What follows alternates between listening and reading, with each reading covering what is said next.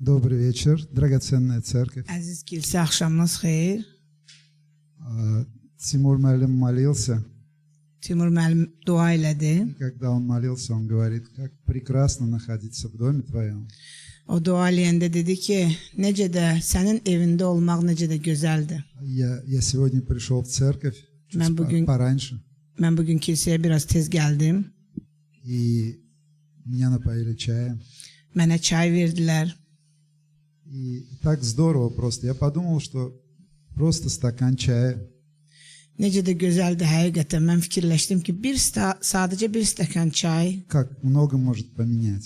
nə qədər çox böyük şeyi dəyişə bilər. Ты просто чувствуешь это отношение, эту любовь. Sən bu münasibəti hiss eləyirsən, bu məhəbbəti hiss eləyirsən. Ты чувствуешь вот эту вот жизнь tела Христа. Bax, Məsihin bədəninin bu həyatını hiss edirsən. И спасибо каждому. Və hər kəsə çox sağ ol, minnətdarım. Спасибо за стакан воды, Bir stəkan su üçün, просто за слово, söz üçün, слово ободрения. ruhlanma sözü üçün, Спасибо за улыбки ваши, gülümsəməkləriniz üçün за rukopожатие и обнимашки. və əl vermək və qucaqlaşmaq üçün. Спасибо за то, что вы есть, и за то, что вы здесь. Çox sağ olun ki, siz varsınız və burdasınız. Среда сегодня, Bugün 3-cü gündür, рабочий день, iş günüdür. все устали.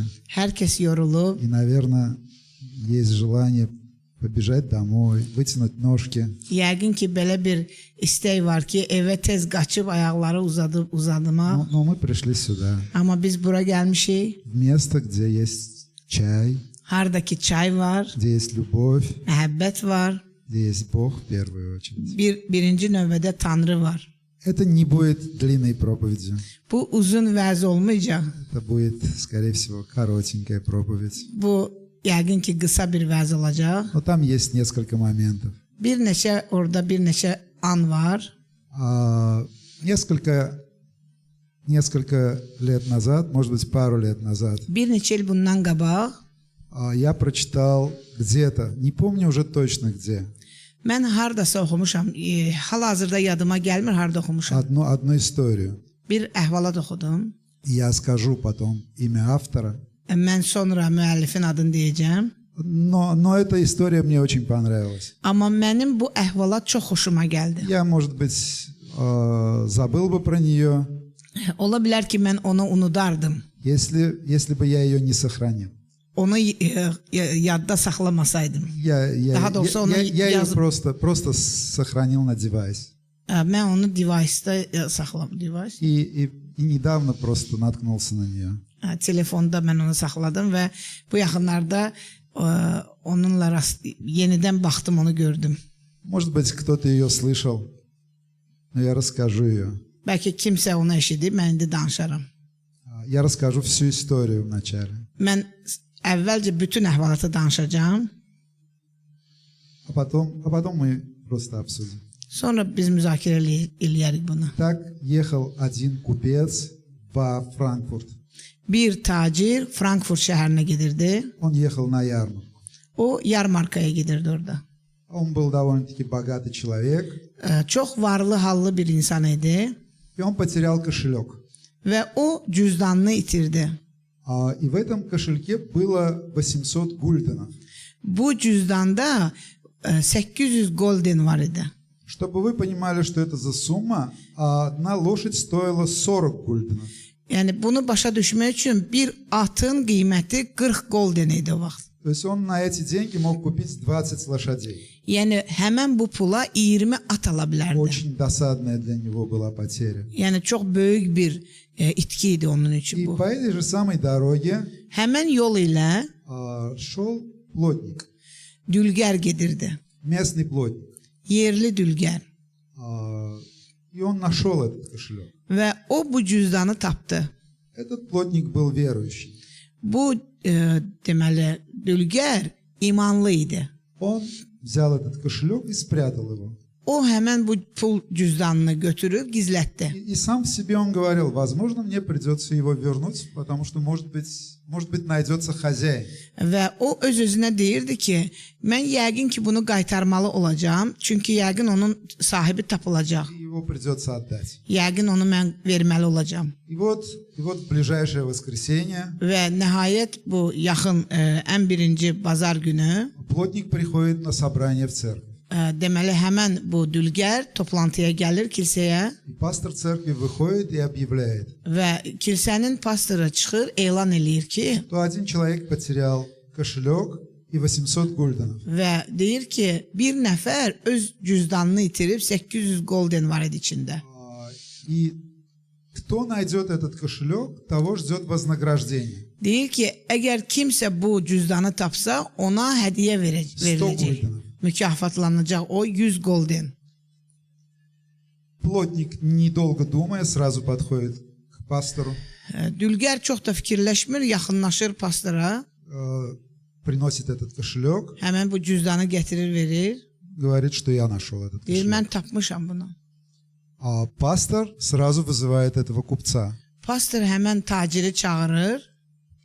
Купец берет этот кошелек, Həmən tacir bu cüzdanı götürür, пересчитывает деньги pulu sayır и дает 5 гульденов плотнику.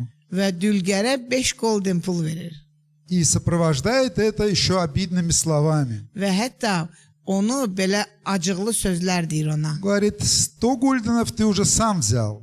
Deyir, 100 goldeni artıq sən özün götürmüsən. Потому что в кошельке на самом деле было 900 гульденов. Əslində orada cüzdanda 900 golden var idi. В общем, торгаш хотел схитрить. Və bu alverçi, tacir istəyirdi ki, hilə etsin. Плотник говорит, послушай, я верующий человек. Dülgər deyir ki, bura bax, qulaq as, mən imanlı adamam. Я даже одного гульдена у тебя не взял. Mən heç sənin cüzdanından bir golden belə götürməmişəm. В общем, они долго спорили. Onlar uzun müddət mübahisə eləyirlər И пастор, видя, что спор не прекращается, və pastor görür ki, bunların mübahisəsi dayanmır. взял обоих и привел их в центральный суд города Франкфурта. Onları götürüb Frankfurt şəhərinin deməli mərkəzi məhkəməsinə gətirir. Дело рассматривали несколько дней. Bir neçə gün bu işi araşdırırlar. Весь город уже говорил только об этом деле. Bütün şəhər bu işdən danışır. Поэтому, когда выносилось решение суда, пришло очень много народа в здание суда. Məhkəmənin qərarı çıxanda bütün şəhər bildiyindən çox adam gəlmişdi. Məhkəmənin qabağına. Судья спрашивает купца, Hakim tacirdən soruşur. ты можешь поклясться, что ты потерял именно 900 гульденов? Deyirsən, and içə bilərsən ki, sən 900 golden itirmisən. В то время клятва на Библии была очень серьезным делом. O dövrlərdə Bibliyanın üzərinə əl qoyub and içmək çox ciddi bir Это şeydir. как бы подтверждало любой спор. Bu, yəni istənilən mübahisəni təsdiqləyirdi. Купец не моргнул глазом, положил свою руку на Библию Tacir gözünü qırpmadan əlin qoydu Bibliyanın üzərinə. и поклялся, что он нашел именно 900 гульденов. Yox, То есть потерял именно 900 гульденов. Tacir deyir ki, əlin qoyub and içdi ki, məhz o hələ 900 golden itirib. Затем судья спрашивает у плотника, Sonra dülgərdən soruşur hakim. ты можешь поклясться, что ты нашел именно 800 гульденов? Sən and içə bilərsən ki, məhz 800 golden tapmısan. И верующий плотник, конечно, он положил руку на Библию и поклялся, что он нашел именно 800 гульденов. Əlbəttə ki, bu imanlı əlin qoydu və and içdi ki, həqiqətən də o 100, daha doğrusu 800 golden tapıb. После этого судья объявил решение. Və bütün bunlardan sonra hakim qərarı deyir. Он сказал, дело очевидно. Deyir, məsələ aydındır. Кошелек, найденный плотником, Həmən cüzdan ki, bunu deməli dülgər tapıb, он не принадлежит купцу. o deməli tacirə məxsus deyil. Так как купец потерял 900 гульденов. Çünki bu tacir 900 golden itirib. Поэтому кошелек и 800 гульденов отдаются плотнику.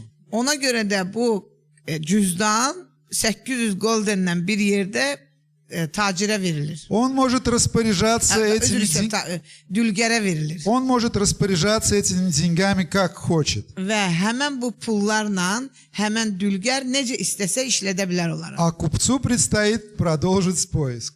Tacir isə axtarışını davam eləməlidir. Это притча проповедника Йоханнеса Пауля. Bu Yohannes Paula deməli vaizin hekayəsidir, Она danışdığı. датирована 1506 годом. Deməli 1506-cı ildə bu vəz olub. Ага. Да, это не из Библии, Bəli, bu Bibliyadan götürülməyib, но в этой истории есть послание. amma bu hekayədə bir mesaj var. Хорошее послание. Gözəl mesaj. Какое послание? Nədir bu? Nə deyilir bu? Вы можете потом поразмышлять, какое послание там Siz есть. özünüz bu haqda düşünə bilərsiniz. Например, я размышлял об искушении. Mən məsəl üçün düşünürdüm ki, bu tamahdır. И в этом контексте я читал послание Иакова.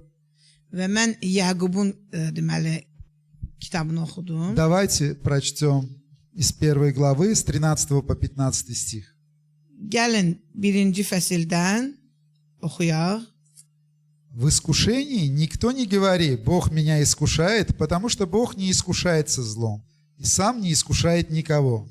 Deməli, birinci fəsil 13-cü bənd Yaqubun kitabı. Sınağa düşəndə qoy heç kim Allah məni sınağa çəkir deməsin. Но каждый искушается, увлекаясь и обольщаясь собственной похотью. Çünki lakin hər kəs öz ehtirası ilə aparılıb yoldan çıxarılaraq sınağa çəkilir. Похоть же, зачав, рождает грех, а сделанный грех рождает смерть. Sonra ehtiras boylu qalıb günah doğurur, günah da yetişəndə ölüm törədir. Так здесь говорится, приходит искушение. Yəni burada deyilir ki, sınaq gəlir, И затем есть определенный отклик. sonra bir cavab var.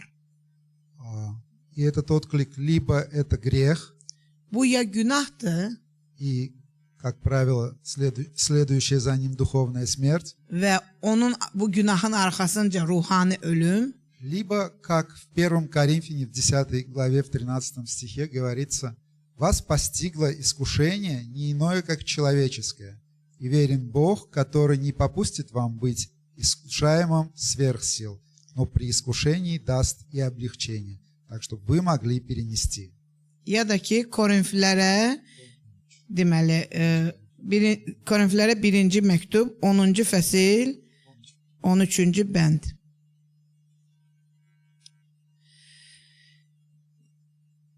Deməli siz insanın qarşılaşdığı sınaqdan başqa bir sınaqla qarşılaşmadınız. Allah sadiqdir və o sizi gücünüzdən artıq sınağa çəkilməyə qoymaz. Sınaqla yanaşı bu vəziyyətdən çıxış yolu ilə də təmin edəcək ki, tab gətirə biləsiniz. Бог может дать облегчение, Tanrı rahatlıq verə bilər. чтобы мы могли перенести, пройти через это искушение. Bu sınaqlardan keçməyə. И перенести слово – это уparfeo. Və bu söz ki, biz sınaqlardan keçmək sözü, uperfeo sözüdür. Выдержать, Dözmək, терпеть, səbr etmək, dözmək. то есть пройти до конца. Yəni sona qədər keçmək, sona qədər dözmək. Нам нужна помощь, чтобы проходить. Bizə bu yolda, bizə keçməkdə kömək lazımdır. И в 3 Евангелиях 3 İncildə говорится, бодрствуйте и молитесь, чтобы не впасть в искушение. deyir ki, oyaq durun, gümrah olun ki, siz sınaqlara düşməyəsiniz. Дух бодр, плоть же немощна. Deməli, Дух бодр, ruh gümrahdır, плоть немощна. cisim isə zəifdir. Очень важное послание. Bu çox vacib mesajdır. Когда я молюсь, я не впадаю в искушение. Mən dua edərkən sınaqlara düşmürəm. Когда я слушаю Слово Божье, я не впадаю в искушение. Mən Allahın kəlamına qulaq asanda sınağa düşmürəm.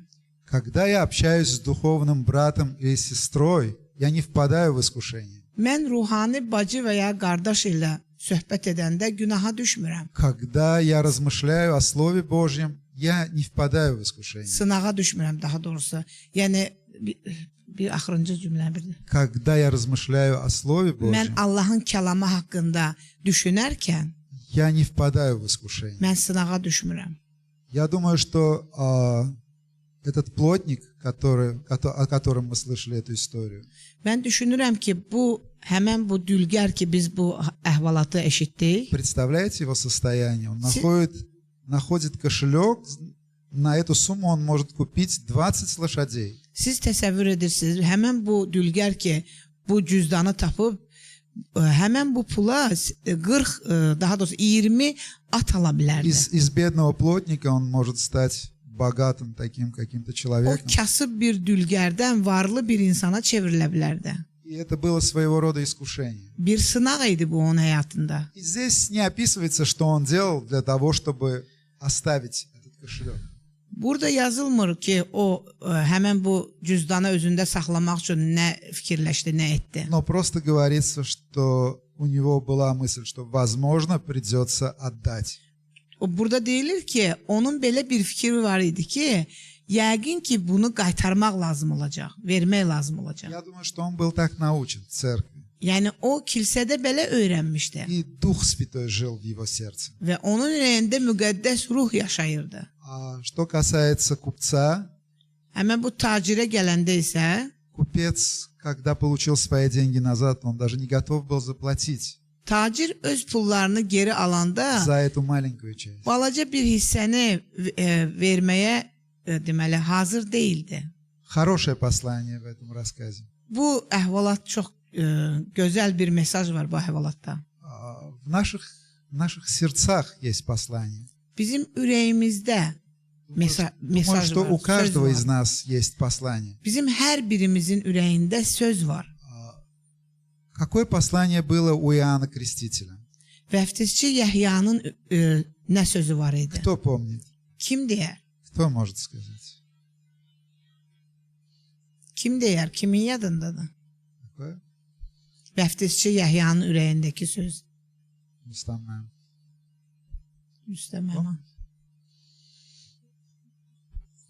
Покайтесь, ибо приблизилось Царство Небесное. Tövbə edin, Tanrının padşahlığı Матфея yaxınlaşır. 3:2.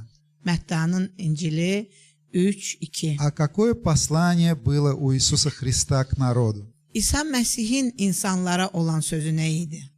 Какое? То же самое послание. Eyni söz. Матфея 4:17. Məttanın İncili 4:17. С того времени Иисус начал проповедовать и говорить: «Покайтесь, ибо приблизилось Царство Небесное». O vaxtdan İsa vəz edib belə deməyə başladı. Tövbə edin, çünki səmavi padşahlıq yaxınlaşıb. То же самое послание. Eyni mesajdır. В Марке 1 главе 14-15 стих говорится: «Исполнилось время и приблизилось Царство Божие. Покайтесь и веруйте в Евангелие». Markın İncili 1. fəsil 14-cü bəndə deyir ki, 14 yoxsa neçinci bənd? Mark 1, 14-15. 14-15'te. Yahya həbs olunandan sonra İsa Qalileyaya gəlib Allahın müjdəsini vəz etdi. Hamısını oxumayım. Mən belə kısaca. Vaxt yetişib, Allahın padşahlığı yaxınlaşıb, tövbə edin və müjdəyə inanın. Покайтесь и веруйте в Евангелие. Yəni tövbə edin və iman edin müjdəyə. Веруйте в Евангелие. Оно приведет вас в Царство. Müjdəyə inanın və o sizi Allahın padşahlığına gətirəcək. А какое послание было у апостолов? Həvarilərin sözü nə idi? Кто помнит? Kim xatırlayır? Həvarilər nə deyirdi? Матфея 10 глава, 5-7 стих. Mətta 10-cu fəsil 5-ci və 7-ci bəndlər. Стих 12 послал Иисус и заповедовал им. İsa 12 nəfəri göndərdi və onlara əmr etdi. Ходя же, проповедуйте, что приблизилось Царствие Божие. gedin və insanlara Allahın padşahlığının yaxınlaşdığı barədə vəz edin. Удивительно, да? То же самое послание. Yəni eyni söz. Проповедуйте, чтобы приблизилось Царствие Божие. Yəni vəz edin ki, Allahın padşahlığı yaxınlaşır. И когда Иисус учит нас молиться, Və İsa bizi dua etməyə öyrədəndə, одна часть молитвы, она также говорит о Царстве. duanın bir hissəsində də göylərin padşahlığı haqqında Матфея danışılır. 6:10 он говорит: да придет Царствие Твое. Və Məttanın İncilində deyir ki, padşahlığın Да gəlsin. придет Царствие Твое. Padşahlığın gəlsin. И затем Матфея 6:33 Sonra Mətta 6:33-də də deyilir он ki, говорит: ищите же прежде Царство Божие и правды Его, и это все приложится вам. deyir ki, birinci Allahın padşahlığını və onun salihliyini axtarın və bütün bunların hamısı sizə əlavə olunacaq. Вам просто нужно искать Царство. Sadəcə olaraq sizə Царство Allahın Божие. padşahlığını axtarmaq lazımdır. Так много Иисус говорит о Царстве. Allahın padşahlığı haqqında İsa o qədər çox şey danışır ki. Хочется спросить: о, Иисус, где оно? Və biz soruşmaq istəyirik ki, İsa hardadır? И Лука, 17 глава, 20-21 стих. Давайте прочтем. Və Lukanın İncili 17-ci fəsil 20-ci bənd.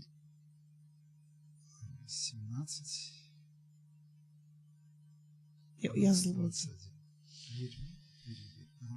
20. Быв же спрошен фарисеями, когда придет Царствие Божие, отвечал им: не придет Царствие Божие приметным образом, и не скажут: вот оно здесь или вот там, ибо вот Царствие Божие внутрь вас есть. Deyilir, fəriseylər İsa'dan Allahın padşahlığı nə zaman gələcək deyə soruşanda İsa onlara cavab verdi. Allahın padşahlığı müşahidə ilə gəlməz. Adamlar bax o buradadır yaxud oradadır deməyəcəklər. Çünki budur. Allahın padşahlığı sizin daxilinizdədir. Я бы хотел вам прочитать этот же стих в современном переводе. Mən həmən bu bəndi müasir tərcümədə oxumaq istəyirəm sizə. И он более правильно отражает смысл. Və bax həmən bu müasir tərcümə daha dəqiq. Там всего одно слово. Bir dənə söz var orada.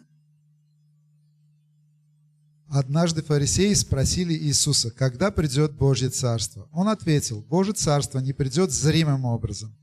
Никто не сможет сказать: вот оно здесь или оно там, потому что Божье Царство среди вас. Deməli, burada deyilir ki, одно слово, вместо внутри, yəni слово среди. Daxilinizdədir sözünün yerinə deyir, sizin aranızdadır. Я не думаю, что внутри вас он имел в виду, что Бог живет в вас, потому что фарисеи, они не были верующие Çünki в Иисуса Христа. İsa onlara deyəndə ki, sizin daxilinizdədir, fəriseylər İsa Məsihə inanmırdılar. И Святой Дух не жил в их Və сердцах. onların ürəyində müqəddəs ruh yaşamırdı. Я думаю, что Иисус имел в виду именно себя в этот момент. İsa özünü orada nəzərdə tutub deyirdi. Царство Божие – это Он. Allahın padşahlığı odur. Иисус говорил о себе. İsa özü haqqında danışırdı. И когда я прочитал этот стих, я сказал: о, спасибо, Иисус. Mən bu bəndi oxuyanda dedim ki, İsa çox sağ ol. Спасибо за то, что Ты нашел нас. Çox sağ ol ki, sən bizi И tapmısan. в Тебе мы нашли Царство. Və biz səndə padşahlığı tapdıq. Теперь мы знаем Царство Небесное. İndi biz göylərin padşahlığı haqqında Мы bilirik. знаем, где оно. Biz bilirik o hardadır. Иосиф из Аримафеи ожидал Царства Небесное. Arimateyalı Yusif ожидал Царство o Небесное, Allahın говорится. deməli göylərin padşahlığını gözləyirdi. Помните, да, говорится, он пришел за телом потом, и говорится о том, что он ожидал Царства, также ожидал Царство Божие. O deməli bədənin dalınca gəldi və deyilir ki, o həqiqətən gözləyirdi Allahın padşahlığına. И мы, Господи, ожидаем Тебя. Ya Rəbb, biz də səni gözləyirik. И каково наше послание сегодня? Bugün bizim sözümüz nədir? На самом деле оно не изменилось. Əslində bu dəyişilməyib. Покайтесь, ибо приблизилось Царство Божие. Tövbə edin. Çünki Allahın padşahlığı yaxınlaşıb. И вы, наверное, скажете, ну ты приводил стихи, приведи и этот стих.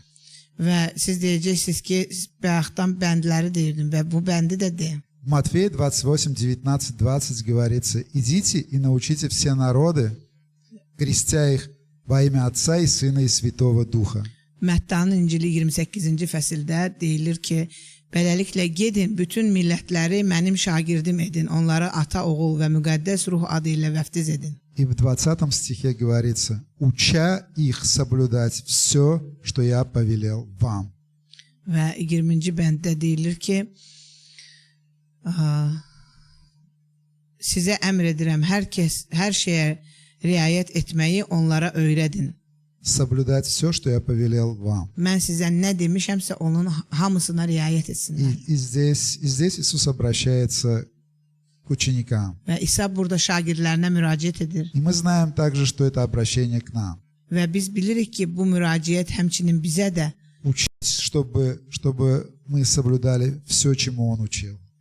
yəni İsa Məsihin bütün dediklərini öyrənək, əməl edək. Что Он повелел? O nə əmr etdi? Проповедовать о покаянии и Tövbə Царстве Божьем. haqqında və padşahlıq haqqında vəz etməyi. И в заключении хотел вас ободрить одним стихом, который вы все знаете. Və sonda sizi hamınızın bildiyi bir bəndlə ruhlandırmaq istəyirəm.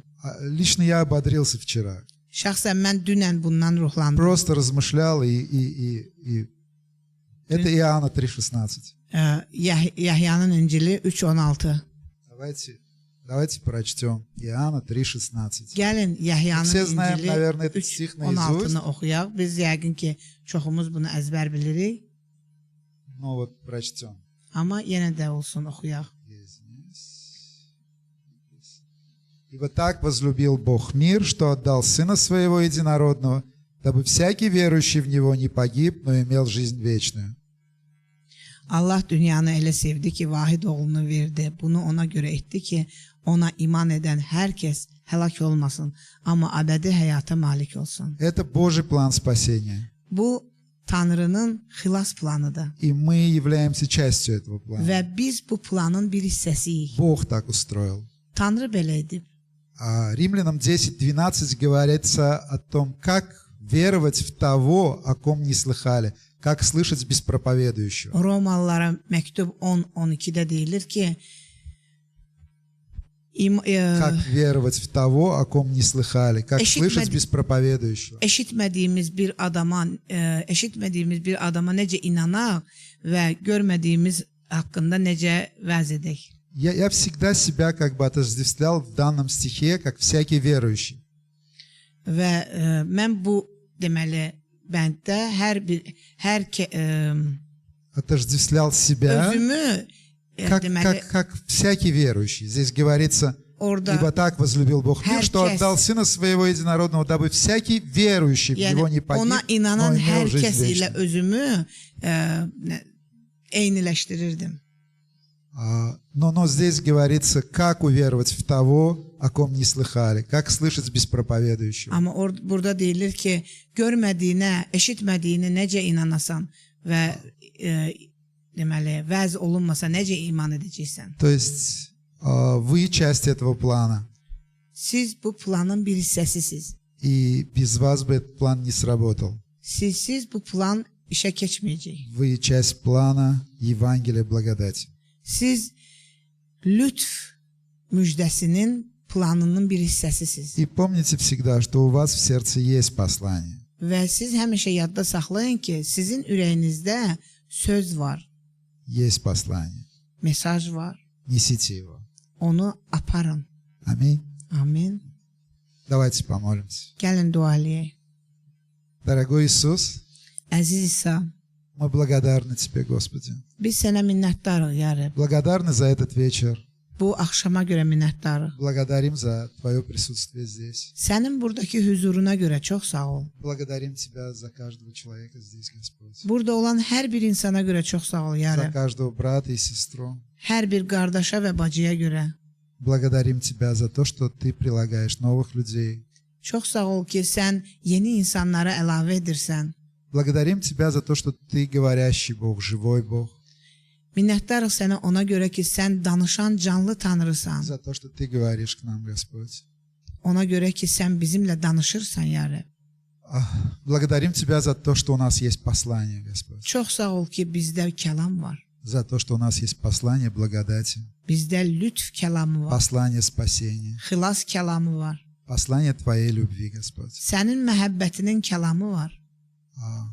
Благослови, Господь, этот вечер. Ya Rəbb, bu gecəyə xeyir dua ver. Благослови наше общение. Bizim ünsiyyətimizə xeyir dua ver.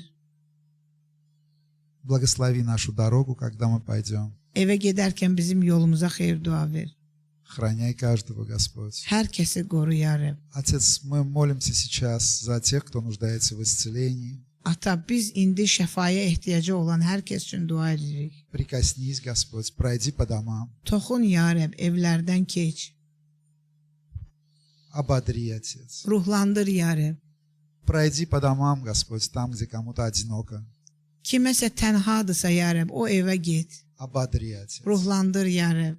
Направляй наши стопы, помоги принимать правильные решения, Отец. Bizim ayaqlarımızı istiqamətləndir, düzgün qərarlar çıxarmağa kömək elə. Благослови остаток этой недели, Отец. Bu həftənin qalan hissəsinə xeyir dua ver. Мы славим Тебя. Biz səni И izzətləndirik. во имя Твое драгоценное мы молимся и просим. Sənin qiymətli adını naminə biz dua edirik və xahiş edirik. Аминь. Amin.